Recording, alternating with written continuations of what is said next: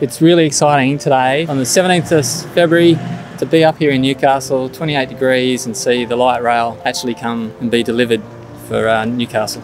The project was a program of works. It was the truncation of the heavy rail line, the delivery of an interchange between heavy and light rail, and the delivery of the light rail system itself. And what that's done is it's actually broken down all the barriers between the harbour and the CBD. So it's really opened up and revitalised Newcastle. So right from the beginning of the project, we worked very closely with stakeholders, with council and with our government partners to develop a framework and a series of workshops that allowed us to actually figure out what mattered and provide a prioritisation around how this transport mode as a backbone fitted into the city. So it is a bit of a city shaping project and about revitalisation and about growth for the community. So this is the first system in the Southern Hemisphere to use catenary-free running.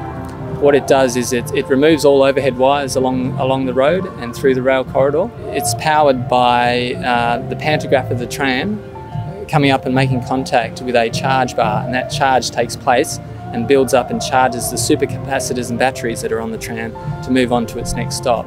It certainly declutters, if you like, the urban environment and footprint for the city. The system has 6 trams, 33 metres long, running in a 10-minute headway, generally from Monday to Friday. It's along the 3-kilometre alignment from the Newcastle interchange all the way to Newcastle Beach, perfect for a swim at the other end in summer. Having a federated model on a project like this really enabled the whole coordination process. So when we did come to those meetings on site around here, we were able to use these models and really visualize what everything's going to look at the end. And that also allowed the various interfaces between the different disciplines to work together in a coordinated fashion to detect clashes, for example, with various utilities, urban design outcomes, the whole visual aspect of it, the whole community aspect to it. So I think it really pays to have this sort of tool developed up front on major projects, transport projects, to allow this coordination to happen. Managing the expectations of the community on a job like this and the businesses is a really key component.